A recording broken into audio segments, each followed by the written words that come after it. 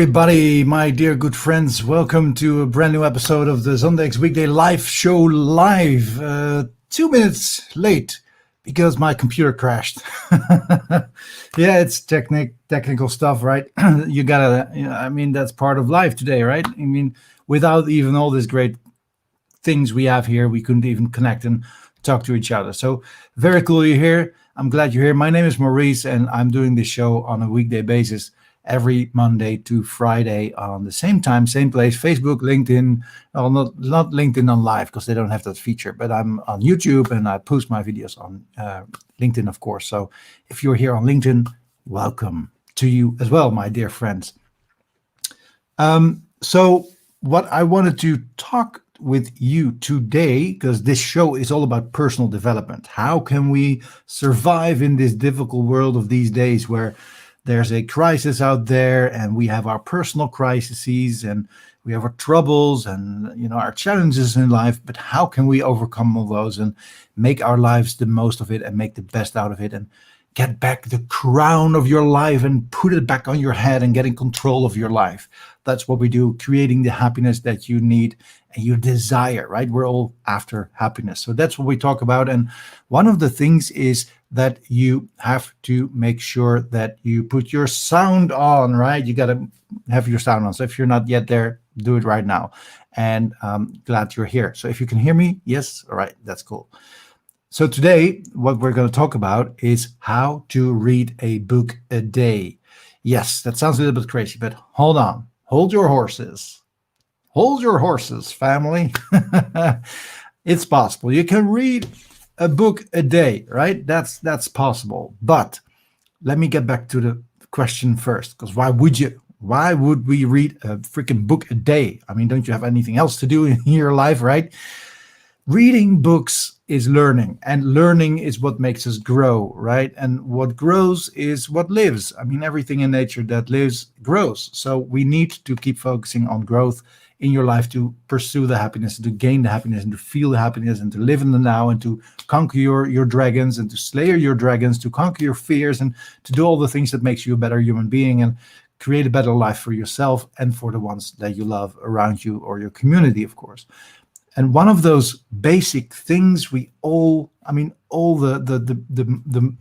brilliant minds out there tell you that, right? They tell you need to learn and keep learning your whole life. I saw this post this afternoon where someone said, I'm 30 years old and I'm thinking of changing my job, right?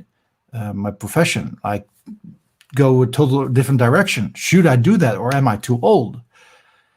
Well, no, if you're 30, you're never too old. You're not too old. But, to put it more in detail, you're never too old. And I love the story of the founder of Kentucky Fried Chicken, right? What's his name? I don't know. But right? The guy with the beard, the old guy with the beard. He has, he's been grown but because of his empire that he built with these Kentucky Fried Chicken restaurants, right? And that's awesome. Cool for him. But did you know he was in his 70s when he actually succeeded, when he did that, right?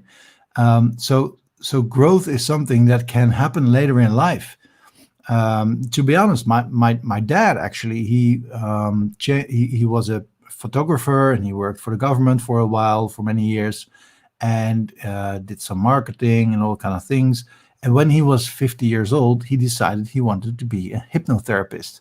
So he went back to school, learned a trade, and built a practice where he has discovered amazing things and is helping hundreds of people in his practice. So in his late 50s he started, right? That's like 30 years ago now. So that's in these past 25 years he has helped so many people and has been doing the thing that he loves, right? So you always have to go for the thing that you love, but that means that you also have to learn. You have to keep learning. And one of the easiest ways to learn is by learning from the failures of others, right? We all know that. It's okay if you fail as long as you've learned from it, right? That's a saying, you hear that all the time. Every personal development guru is telling you that. Everyone's telling you that. You don't fail, you just have a different outcome and you learn from it. And if you don't learn, then you don't succeed from it, right? You'll make the same mistake again. And we don't want to make the same mistake. So we want to learn from our mistakes. But how cool would it be if you would be able to learn from the mistakes of others, right? Oh, and by the way, if you're watching this live, give me a hashtag live. That will definitely help the show to get some more views. And if you're watching the replay, please hashtag replay or put a question or a comment down in the comments where you're watching this. So thank you so much for that. And if you're just chimed in, my name is Maurice. This is the weekday live show, the live show live, if you're watching this live, and we're talking about personal development. So the topic of today, how to read a book a day. Because when you read a book, you're actually learning from the mistakes of others, right? So I got a couple of books here that I want to talk with you about. And these books are all about things you can learn. So of course you can read, Harry Potter or things like that. And it's more like the same as, or the same kind of genre as watching a movie, which is just like entertainment, right? It's fine. You can watch a movie sometimes, and you can read science fiction. That's totally cool if that's if you like that's totally thing. But if you want to grow, you want to read books that are about self-development, psychology, or other things that you want to learn. So these non-fictional books, they're all about how to learn certain stuff. And books are a great resource of learning, right? You can watch YouTube videos. You can even watch the 4-hour work week by Tim Ferriss in 3 minutes, right? And that's the way you can do that, but that's not reading the book, right? So there's so much more than just 2 minutes of content in there.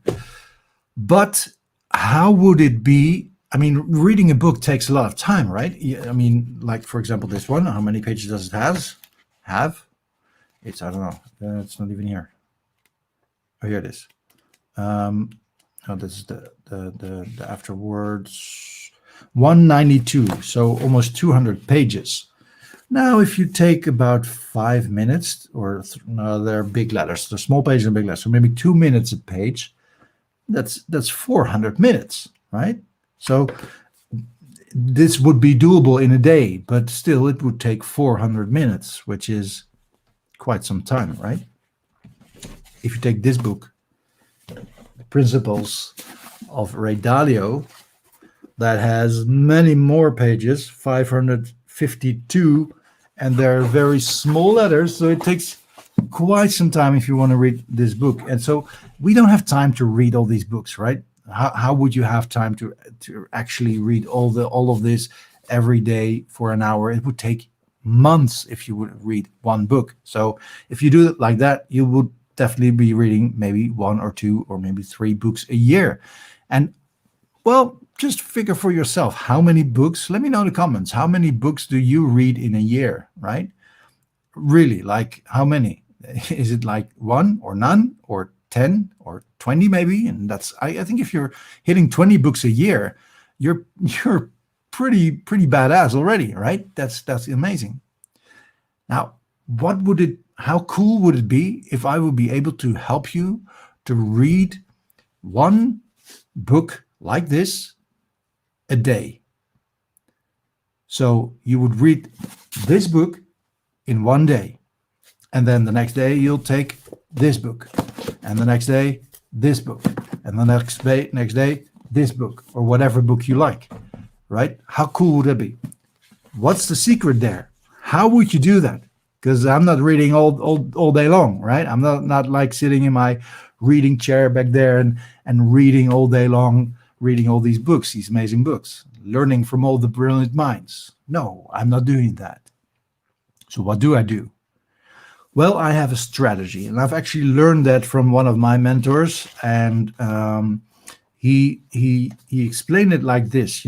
If you want to write a book, so if you're an author, right, or a proclaimed author, or you want to write a book, so maybe you do want to write a book yourself.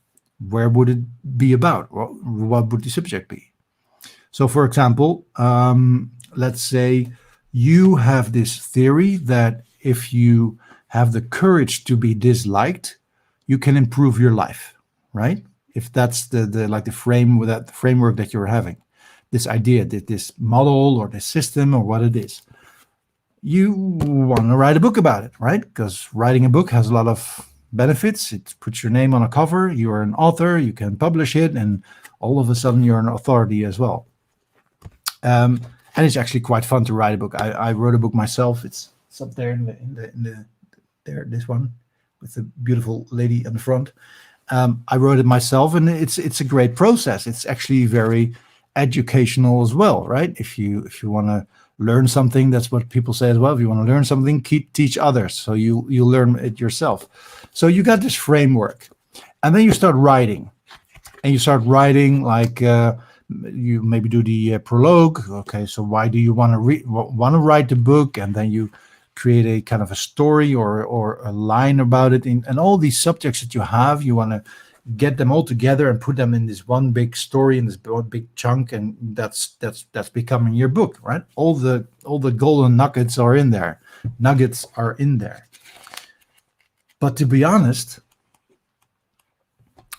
90% of what's in here is not the essence of the message of the book, right? I mean, let's be honest. There are only a couple of them that are like that, where you literally have on every page something you want to, highlight or put a post-it on it or whatever, right?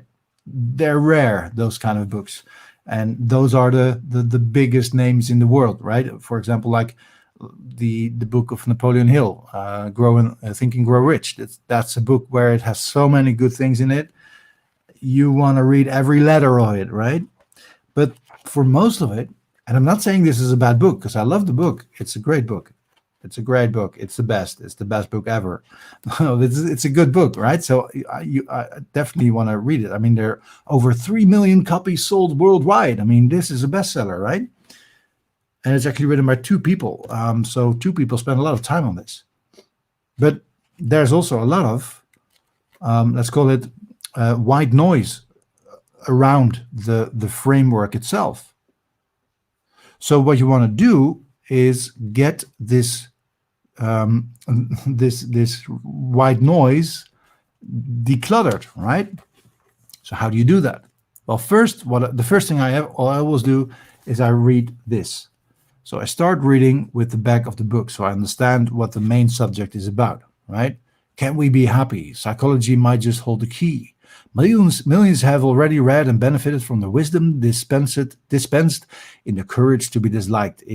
It's simple yet profound advice, showing us how to harness your inner power to become the person we would like to be.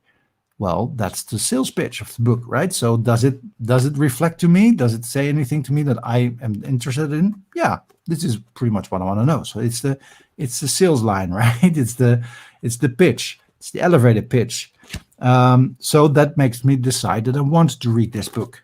And I see we have a comment there. So let's check out what that comment is and who it is from. Hey, Luke, that is great that you're here. Luke Evan Brooks, thank you so much. Yeah. Thank you. I appreciate that. Thank you so much. And I love it. You're being here live in the show. So the sales pitch, we want to know that, right? Second, I want to know what the subjects are. So I'm going to take a look at the contents, right? The index. So I see there it's introduction, the first night, denied trauma, the unknown third giant, why people can change, trauma does not exist, people fabricate anger. And I scan through these subjects that are out there, and I can see what the layout of the book is as well. I see the chapters and the little segments they have within the chapters there. So I can really like pick my choice there. I can actually say, okay, so this author's note and the thank you note and those kind of things, that's all like the ego, right? That's the ego of the one that's writing it, and it's important. I mean, that's accomplishment, so we should acknowledge that. But for me, for reading the content, that's not really interesting. So I want to know where this comes from, and that is, I mean, every book is built up in three parts, right? It has a beginning, it has a middle, and it has an end. So in the beginning, you set the framework of the story. Once upon a time, in a forest, there was a prince who lived in his castle, right? It's giving you the information on what it's all about, setting the stage, it's what they call it. And then the middle part, it gets about what it's about, right? And it says, and this princess was looking for his, or this prince was looking for his princess who has been kidnapped by a giant dragon. Okay, so now I know what's the story about, and he's going to tell the story how this prince is going to find his princess. So he went through the woods and he found the dragon and he slayed the dragon and he rescued the girl.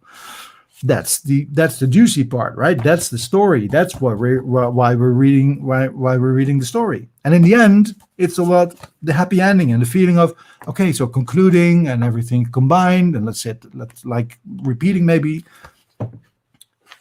But it's not about the beginning and it's not about the end. It's about the middle part. So you want to look into setting the stage right there, and then choosing which subjects makes the most sense to you, right? Which one does reflect to you yourself? So for example, I see here, life is not a competition. And I might think, okay, that's interesting, because I do see life as a competition, because I'm competing with everyone. Maybe, right? It's not me, of course, because I'm perfect, but maybe that is something you read and say, okay, that's interesting. Okay, page 70. 70. Oh, well, there it is. like I've trained it myself, practiced it. 70. There it is. Life is not a competition. So I can start reading at page 70, which is half of the book, right? This doesn't interest me, at least not now, right? So I can read this chapter, and maybe if there's something in there that is referring to something that happened before, you could say, okay, that's interesting. So then I can look it up again and say, okay, he talked about how to fabricate their anger, and I see there in this chapter 1, people fabricate anger. Okay, so that's on page 13. So I go to page 13 and I read how to fabricate, or how people fabricate their anger, and I can pinpoint to that. So I kind of go throughout the book and find my golden nuggets in there that I want to get from this book. Because this writer, right, you've paid for the book, you've paid your debts, it's your book now. You can do with it whatever you like. Doesn't matter where you are, if I want to use it on the toilet just as my old toilet paper, it's fine. The author really doesn't care. He doesn't even know that you have this book, right? So it's your book. You can do with it what you want. So you want to get your most out of it. I don't care that he decided that this book took 200 pages to tell his story. If I can just take my golden nuggets out of it in like maybe 20 pages, which is 10% of the whole book, that's fine for me, right? And you know what the best thing is? This will only take me 15 minutes or 20 minutes during my lunch break, right? I can just take my lunch break and sit on the bench and start reading the chapters that I like. So that is one way you can read one book in one day, because you've read the book. For you, what you want to get out of this book, you have read this book. Now, the beauty is, so you've read this book, okay, you're done, great, thank you so much. Tomorrow, another book. And maybe in a while, you see this book laying around, you say, that was interesting. What was it really about again? What was it again? This was this courage to being disliked, that you don't have to like compete with everyone, because you don't have to be friend with everyone, because people want to know their boundaries and they want to know who you are and what you stand for, right? So you can get it again, and you've grown in between, right? You've done other stuff, you've read other stuff, so you start doing it again. Start going through the chapters. Okay, so now maybe you are ready for the fact that they say don't fall for the life or the life lie. I didn't really see that. I didn't notice that, because you remember we talked about that before. If you buy a new car, right? All of a sudden the whole freaking world drives that car, while that car has been out for I don't know for how many years, but you've never really noticed it. Or maybe you did for a while because you really love the car. But in general, right? I mean, you notice the things that you focus on. And sometimes you just don't see the things that you're not ready for noticing, for seeing, right? I've had that happen many, many times in my life, where I discovered something that I've watched before or read before that was like, I can't remember that I read this before and when I read this book, right? So that's why these types of books are good for you. You can take so much out of it. So what I take out of this book today is not specifically the same as I do in a year or 3 months or maybe 3 years, right? You can take that long. It doesn't matter. It's about the message that you take out of this book. What do you learn from this book at this moment in time, right? That's why where you're interested in. So this kind of books are perfect for that. Now, this book is not a story. It's a great book. I love this book. It has really good theories about how you can create leadership in your life, in your business, with your colleagues, with your co-workers. It's called Leadership and Self-Deception, and it's written actually by the Arbinger Institute, and which is an organization that they teach people how to think like they teach you in the book as well. And it's very interesting. You should definitely read this if you're into leadership. What they do differently in this book, and what makes it a very interesting way of selling the book, it's a novel. It's science fiction, but it's not, right? It's not science fiction because there's a very clear message in there where you can lead from. Another great author that does that is Robin Sharma, The Monk Who Sold His Ferrari, or The Book of Greatness, those kind of books. He tells you a story where this guy, he's working hard, and all of a sudden there's this guy in his lawn, and he's just dressed up as a monk. So, and all of a sudden he's in his office, and they start talking, and you get into the mind of this guy, and he takes you throughout the story of all the lessons that character is learning, and therefore you are learning what is wise and good to do, right?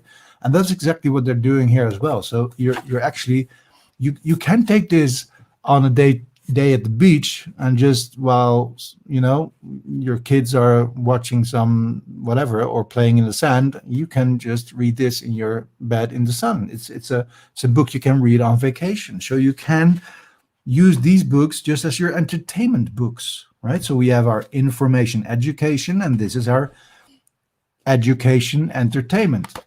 Edutainment,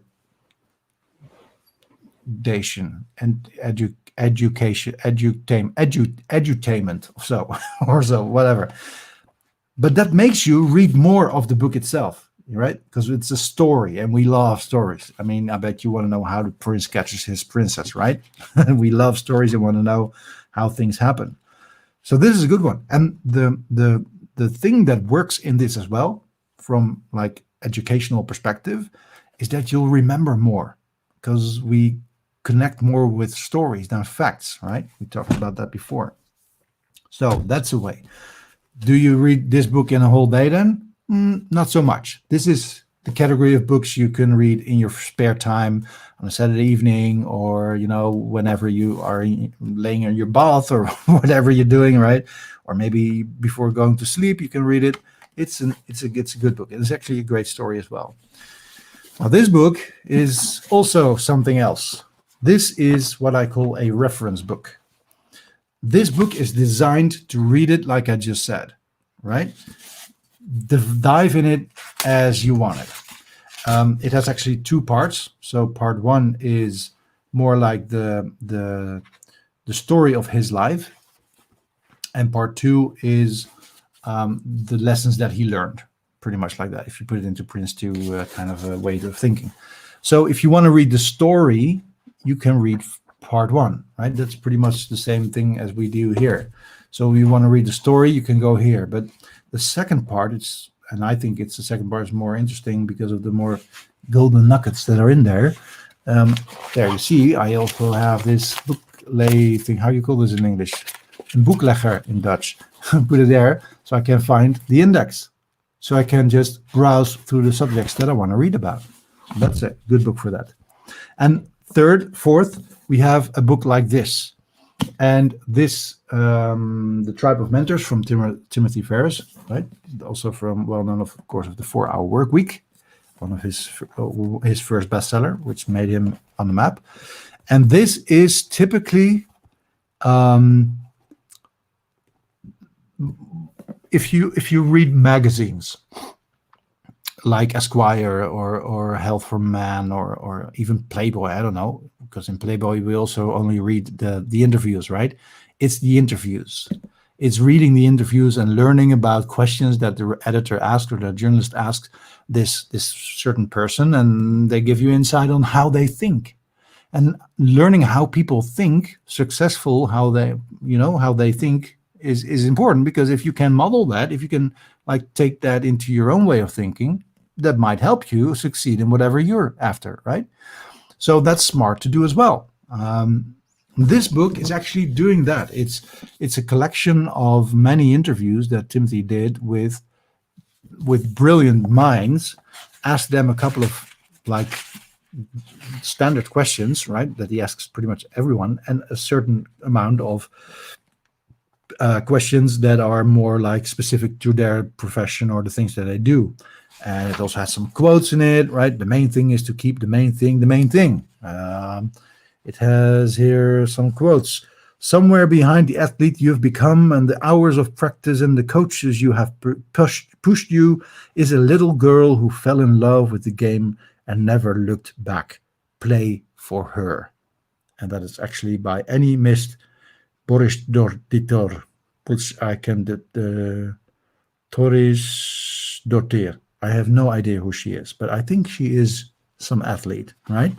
So these motivational quotes, or the things you also see pass by on Facebook and Instagram and things like that, right? Sometimes you need to allow life to save you from getting what you want. A quote from Brandon Stanton. And so this is the best one. And it's so true. Life is fucking beautiful. Josh Waitzkin from joshwaitzkin.com. Now, so there are a lot of people that I don't know personally, that I even don't remember or recall their names, but they're all great names in there as well. So they're wise people. Pretty much all of them have something interesting to say. And I see names as Ben Stiller and Holmes, who I also see here, Graham Duncan, Terry Crews, who we have here, Jimmy Fallon, Maria Sharapova, Gary Vaynerchuk, Ariana Huffington from the Huffington Post, of course, Brene Brown, right? All these really smart people, he interviewed them. And he asked them those types of questions. And questions are things like, well, let me just get a couple. So, for example, who should we pick? Who should we pick? Who should we pick from the list? Which is an interesting one to make as an example. So I have, well, let's say for fun, Maria Sharapova, 182. I'm a tennis player, so I think she's one of the cutest tennis players out there, and she actually can play pretty well tennis, which I can't as she can. But what has she learned in life? So questions like, what is the book or books you've given most as a gift and why? Or what are the one to three books that you have greatly influenced your life? This is an inspiration for yourself to read those books as well, right? So if you don't know which books you should buy or should read, here's the answer, right? Buy this book and you'll get the answer. How has failure or apparent failure set you up for later success? Do you have a favorite failure of yours? If you could have a gigantic billboard anywhere with anything on it, what would it say and why? What is an unusual habit or an absurd thing that you love? It's the different questions that you don't get asked, very often in the regular press, so to say. So you're David Lynch, same questions and different answers. What purchase of $100 or less has most positively impacted your life in the last 6 months, right? So a book like this suits well on the library table if you want to, or in the waiting room, or if you're on the lunch break again, you read two or three like these interviews. Great inspiration for topics that you want to build on and you want to move on. Now, these are all physical books and they can be read in a day. So when you do this, you can actually read 365 books in a year, right? And why should you do that? Well, because you want to learn stuff. And if you want to learn stuff, you want to learn from the great minds that have done things that you also want to accomplish, right? If you do that, or you want to be inspired by, that's how you can do it. And you also can read the wisdom of people that aren't even here anymore. If you read the book from Nelson Mandela or from Steve Jobs, right? I think I even got the Steve Jobs over there. You can actually, as if you're talking to this guy and he's telling you his life story, right? You can learn from the people that aren't even here anymore. And that's how knowledge gets, transferred all over us again.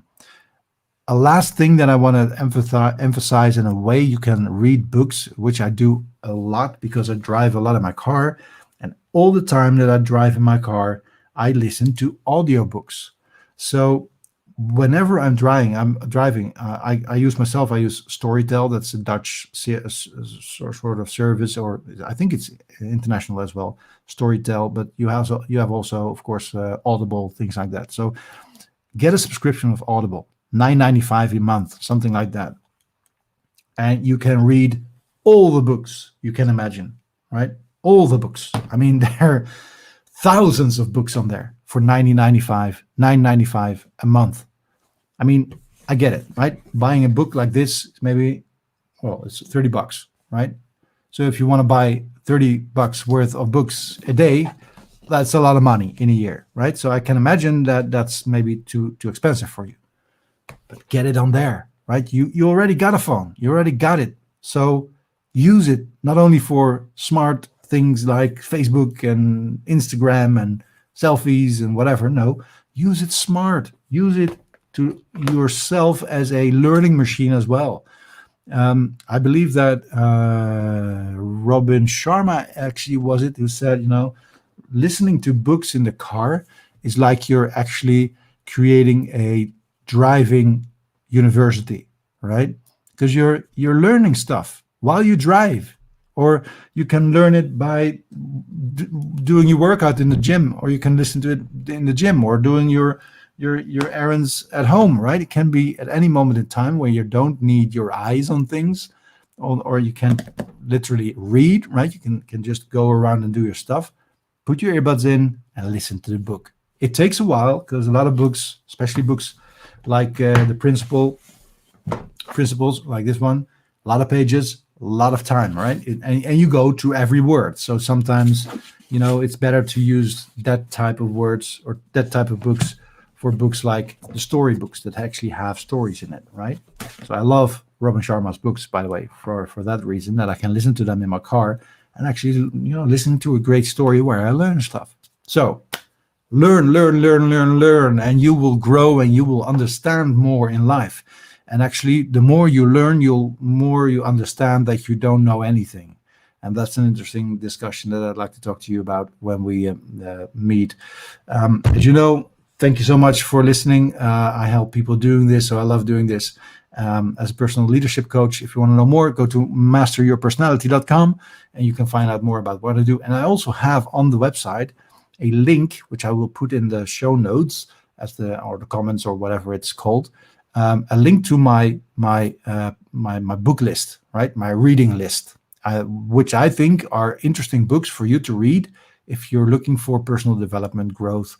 And it can be about financials, can be about health, can be about psychology, can be about spiritual discoveries, can be about a lot of things. So go to masteryourpersonality.com and you can click on the link, your reading list. You can find it over there. So you can check that out as well. So thank you so much. If you have any other questions, please leave it in the comments. Thank you so much for being here live. And if you're watching the replay, I truly admire that you're here and took the time for me to listen to this. And I hope it will motivate you to start reading more, because it's the most easy way, the easiest way to learn stuff without all the pain and the hassle of trying yourself, failing, adapting, trying again, doing something different, we're again failing, falling on your face, feeling I'm not good enough, all that kind of shit, right? Just keep that away as much as you can and learn it from others, right? If that's the first thing you can do, you should do that. So you should at least read a book a week. Let's start with that, right? And you'll get to 52 books in a year. Now, how cool is that? That you could actually say to your friends, you know, I've read 50 books this year. And they would like, what? How on earth would you do that? Send them over and I'll teach them. So thank you so much. Love you guys. If you're watching on YouTube, you know what to do. Hit the thumbs up and a subscription if you want to know more about these shows. I'll be here every day at the same time, same place. Facebook, YouTube, and of course, LinkedIn. I'll put a link there as well. So thanks again, and I'll see you guys tomorrow. Cheerio.